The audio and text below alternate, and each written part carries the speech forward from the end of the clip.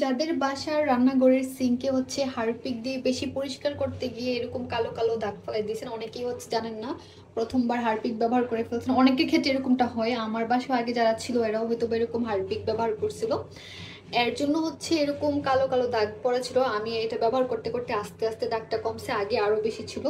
So যাদের বাসার মধ্যে এই অবস্থা হয়ে আছে তাদের জন্য হচ্ছে আমি একটা ভালো এবং কার্যকরী একটা উপায় নিয়ে আসছি। আপনারা হচ্ছে এরকম একটা সিরিজ কাগজ নেবেন, সিরিজ কাগজ নিয়ে ঘষা শুরু করবেন, দেখবেন যে একদম চকচকে করবে।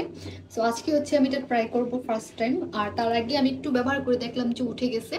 তো আমার কাছে মনে হয়েছে যে এটা অনেক বেশি কার্যকরী, এর জন্য আপনাদের সাথে শেয়ার করলাম।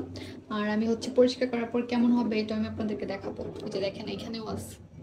এই সমস্যা সমাধানের একমাত্র উপায় হচ্ছে সিরিজ কাগজ। সিরিজ কাগজ ছাড়া কোনোভাবেই এগুলা ক্লিন করা যায় না। এই যে এই ধরনের নেট দিয়েও পরিষ্কার হয় না, তারপর হচ্ছে এগুলো দিয়েও পরিষ্কার, এগুলো দিয়ে তো হবেই না কখনো। তো সিরিজ কাগজ ছাড়া আর কোনো উপায় নেই। আমি একটু করে দেখাই। আচ্ছা, আমি ধরেন আমি এই জায়গাটাতে একটু ঘষে দেখাই।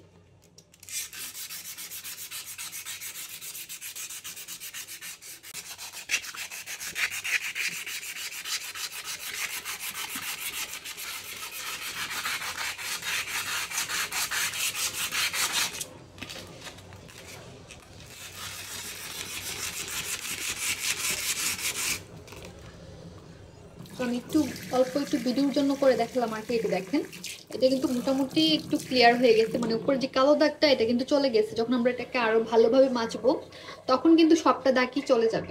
তো বলে রাখি আপনাদেরকে, এই কালো দাগ উঠাতে গেলে কিন্তু এরকম স্ক্র্যাচ পড়ে যাবে। এর জন্য আপনারা সব সময় একভাবে করবেন যেন স্ক্র্যাচগুলো এলোমেলো না লাগে দেখতে।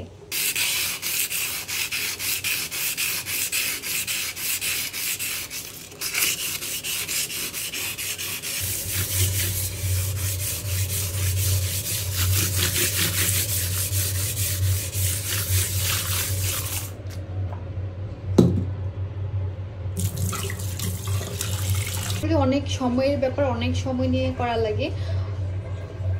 আছে না বুঝে হচ্ছে এই কাজটা করে ফেলে। এখন আপনারা বলতে পারেন যে এখানে যে হারপিক ছিল আমি কিভাবে জানি, কারণ আমি অনেক আগে, মানে আজকে থেকে আরো প্রায় 6-7 বছর আগে আমি আমার আব্বার বাসার বাথরুমের যে এরকম ট্যাপ থাকে না, ওই যে ট্যাপের মধ্যে আমি একবার বাথরুম পরিষ্কার করতে গিয়ে ওখানে হারপিক লেগে গিয়েছিল। তখন আমি দেখছিলাম যে এটা এরকম কালো কালো হয়ে গেছে, তখন আমি বুঝতে পারছিলাম আর কি যে এটা হচ্ছে মানে হারপিক থেকে দাগটা হয়েছে। সো এখানেও সেম সমস্যা, কারণ অনেকেই হচ্ছে না বুঝে হারপিকটা ইউজ করে ফেলে, এর জন্য এমন হয়ে গেছে। আমি কিন্তু মোটামুটি অনেকটুকু ক্লিয়ার করছি, আর আমার হাত একদম ইয়ে হয়ে গেছে। অঙ্কের কোনো কিছু না, এখন একমাত্র সিরিজ কাগজই হচ্ছে এই সমস্যা সমাধান করতে পারে। তো আমি কিন্তু মোটামুটি এখানে অনেকক্ষণ যাবতীয় ক্লিন করার চেষ্টা করতেছি, অনেকটুকু ক্লিন হয়েছে। আমার কাছে মনে হয় যে একদিনে সম্ভব না যদি এনার্জি না থাকে। আমার হাত একদম ইয়ে হয়ে গেছে। এখানে হচ্ছে আমি একটু পানি ঢেলে দিব, এখন দেখি কতটুকু হয়েছে। অলরেডি আমি কয়েকবার পানি ঢালছি। এই যে দেখেন, আপনারা দেখলে বুঝতে পারবেন যে আগে থেকে কতটুকু চেঞ্জ হয়ে গেছে। এই যে দেখেন, এগুলো কিন্তু অনেক হালকা হয়ে গেছে, এই সাইডটা একটু রয়ে গেছে, এগুলো ক্লিন করতে হবে। আর এখানে কিন্তু অনেক বেশি ছিল, এটা উঠে গেছে বাট নিচের এই জায়গাটা রয়ে গেছে।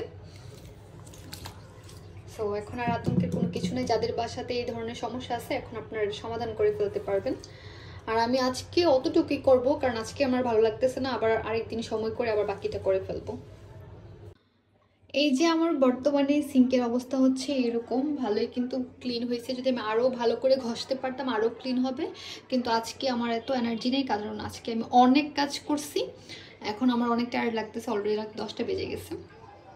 বাকিটা হচ্ছে আমি অন্য আরেকদিন একদম সময় নিয়ে রিল্যাক্সে করব, কিন্তু আজকেও কিন্তু মোটামুটি ভালোই পরিষ্কার হয়েছে।